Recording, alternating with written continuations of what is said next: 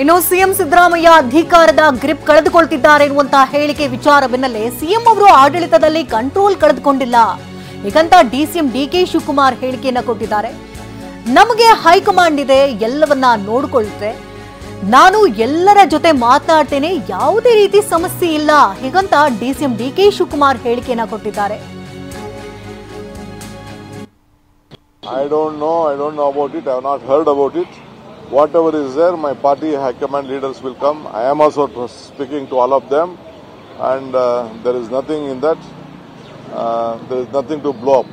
High command CMO control ಕಂಡುಕೊಂಡಿಲ್ಲ, ಆಳ್ತದಲ್ಲೂ control ತೆಗೆದುಕೊಂಡಾಗ ಏನಿಲ್ಲ. ತಾವೇ ಮಾಧ್ಯಮದವರೇ ಅದಕ್ಕೊಂದು ಬ್ಲೋ ಅಪ್ ಮಾಡ್ತೀವಿ. ಈ ಬಗ್ಗೆ ಹೆಚ್ಚಿನ ಮಾಹಿತಿಯನ್ನು ಕೊಡೋದಕ್ಕೆ ನೇರ ಸಂಪರ್ಕದಲ್ಲಿ ಪ್ರಸನ್ನ ಲೈವ್ ಅಲ್ಲಿ ಜಾಯ್ನ್ ಆಗಿದ್ದಾರೆ. ಪ್ರಸನ್ನ, ರಾಜ್ಯ ರಾಜಕೀಯದಲ್ಲಿ ಬಹುದೊಡ್ಡ ಗಾಳಿ ಬೀಸುತ್ತೆ ಅಂತ ಒಂದ್ ಕಡೆ ರಾಜಣ್ಣ ಅವರು ಹೇಳ್ತಿದ್ದಾರೆ, ಮತ್ತೊಂದು ಬದಿಯಲ್ಲಿ ನೋಡಿದ್ರೆ ಯಾವುದೇ ರೀತಿ ಬದಲಾವಣೆಗಳಿಲ್ಲ ರೀ, ಅದೆಲ್ಲ ಕಾಮನ್, ಸಣ್ಣ ಪುಟ್ಟದಷ್ಟೇ ಅಂತ ಸತೀಶ್ ಜಾರಕಿಹೊಳಿ ಹೇಳ್ತಿದ್ದಾರೆ. ಇತ್ತ ಡಿ ಕೆ ಶಿವಕುಮಾರ್ ನೋಡಿದ್ರೆ ಸಿಎಂ ಗ್ರಿಪ್ ಕಳೆದುಕೊಂಡಿಲ್ಲ, ಅದೆಲ್ಲ ದೊಡ್ಡ ವಿಚಾರ ಅಲ್ಲ ಅಂತ ಹೇಳ್ತಿದ್ದಾರೆ. ಏನಾಗ್ತಾ ಇದೆ ಕೈಪಾಳಿಗೆದಲ್ಲಿ ಅಂತ?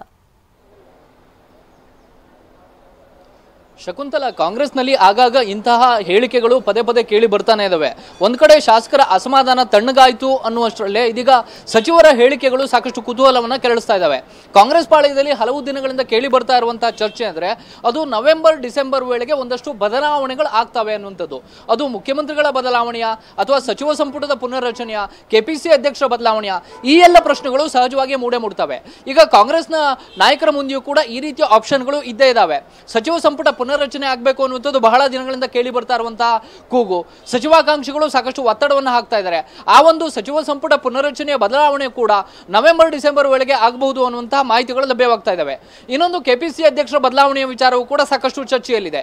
ಡಿ ಕೆ ಶಿವಕುಮಾರ್ ಅವರ ಮುಂದಿನ ಸಾರಥಿ ಯಾರು, ಅವರು ಬಳಿಕ ಯಾರು ಕೆಪಿಸಿ ಸಾರಥ್ಯವನ್ನು ವಹಿಸಬೇಕು ಅನ್ನುವಂತಹ ಪ್ರಶ್ನೆ ಬಂದಾಗಲೂ ಕೂಡ ಬಹುತೇಕ ನವೆಂಬರ್ ಡಿಸೆಂಬರ್ ವೇಳೆಗೆ ಎಲ್ಲವೂ ಕೂಡ ಬದಲಾಗಬಹುದು. ಹೊಸ ಕೆಪಿಸಿಸಿ ನೂತನ ಸಾರಥಿಯಾಗಿ ಆ ಸಂದರ್ಭದಲ್ಲಿ ಆಯ್ಕೆ ಮಾಡಬಹುದು ಅನ್ನುವಂತಹ ಚರ್ಚೆಗಳಿದ್ದಾವೆ. ಇನ್ನು ಮುಖ್ಯಮಂತ್ರಿಯ ಬದಲಾವಣೆಯ ವಿಚಾರವೂ ಕೂಡ ಆಗಾಗ ಪದೇ ಪದೇ ಚರ್ಚೆಗೆ ಬರ್ತಲೇ ಇದೆ. ಅದಕ್ಕೂ ಕೂಡ ಇನ್ನೂ ಸ್ಪಷ್ಟವಾದಂತಹ ಚಿತ್ರಣ ಇಲ್ಲ. ಆದ್ರೆ ಇವತ್ತು ಕೆ ಎನ್ ರಾಜಣ್ಣ ಅವರು ಹೇಳಿರುವಂತಹ ಮಾತು ಸಾಕಷ್ಟು ಆಸಕ್ತಿಯನ್ನು ಕೆರಳಿಸ್ತಾ ಇರುವಂತದ್ದು ಇದೇ ಕಾರಣಕ್ಕೋಸ್ಕರ. ಮುಖ್ಯಮಂತ್ರಿಗಳಿಗೆ ಹತ್ತಿರವಾದಂತಹ ಆಪ್ತರಾದಂತಹ ಕೆ ಎನ್ ರಾಜಣ್ಣ ಅವರು ಈ ಮಾತನ್ನು ಹೇಳಿದ್ದಾರೆ ಅಂತಂದ್ರೆ ಏನೋ ಒಂದು ಬದಲಾವಣೆ ಇದೆ ಅನ್ನುವಂತಹ ಚರ್ಚೆಗಳು ಗ್ರಾಸವಾಗ್ತಾ ಇದ್ದಾವೆ. ಇನ್ನೊಂದು, ಈ ರೀತಿಯ ಸಚಿವ ಸಂಪುಟ ಮತ್ತು ಕೆಪಿಸಿ ಅಧ್ಯಕ್ಷರ ಬದಲಾವಣೆ, ಈ ಎರಡು ಪ್ರಮುಖ ವಿಚಾರಗಳಿಗೆ ಏನಾದರೂ ಮುಹೂರ್ತ ಫಿಕ್ಸ್ ಆಗಿದೆಯಾ ಅನ್ನುವಂತಹ ಪ್ರಶ್ನೆಗಳು ಸಹಜವಾಗಿ ಮೂಡ್ತವೆ. ಆದ್ರೆ ಈ ಪ್ರಶ್ನೆಯನ್ನ ರಾಜಣ್ಣ ಅವರಿಗೆ ವ್ಯತಿರಿಕ್ತವಾಗಿ ಸತೀಶ್ ಜಾರಕಿಹೊಳಿ ಅವರು ಹೇಳಿದ್ದಾರೆ. ಭಾರಿ ಬದಲಾವಣೆ ಅನ್ನುವಂಥದ್ದು ಏನೂ ಆಗ್ಲಿಕ್ಕಿಲ್ಲ, ಒಂದಷ್ಟು ಬದಲಾವಣೆ ಆಗಬಹುದು ಅನ್ನೋ ಮೂಲಕ ಸಚಿವ ಸಂಪುಟ ಪುನರ್ರಚನೆಯ ಮುನ್ಸೂಚನೆಯನ್ನ ಸತೀಶ್ ಜಾರಕಿಹೊಳಿ ಅವರು ಕೊಟ್ಟಿದ್ದಾರೆ. ಇದೆಲ್ಲದರ ಮಧ್ಯೆ ಕಾಂಗ್ರೆಸ್ನ ಪಾಳಯದಲ್ಲಿ ಆಗ್ತಾ ಇರುವಂತಹ ಚರ್ಚೆಗಳು ಅಂತಂದ್ರೆ ಶಾಸಕರ ಅಸಮಾಧಾನ ಇರಬಹುದು, ಬೇರೆ ಬೇರೆ ರೀತಿಯ ಬೆಳವಣಿಗೆಗಳು ಕಾಂಗ್ರೆಸ್ನಲ್ಲಿ ಹೇಳೋದಕ್ಕೆ ಮುಖ್ಯಮಂತ್ರಿಗಳು 2013ರಿಂದ 2018ರಲ್ಲಿ ಸಿದ್ದರಾಮಯ್ಯನವರು ಆ ಅವಧಿಯಲ್ಲಿ ಯಾವ ರೀತಿಯ ಹಿಡಿತವನ್ನ ಆಡಳಿತದ ಮೇಲೆ, ಅಧಿಕಾರಿಗಳ ಮೇಲೆ ಸಾಧಿಸಿದ್ರು, ಆ ರೀತಿಯ ಹಿಡಿತವನ್ನ ಈಗ ಸಾಧಿಸಿಲ್ಲ. ಇದೇ ಕಾರಣಕ್ಕೋಸ್ಕರ ಶಾಸಕರು ಅಸಮಾಧಾನವನ್ನ ಹೊರ ಹಾಕ್ತಿದ್ದಾರೆ ಅನ್ನುವಂಥದ್ದು.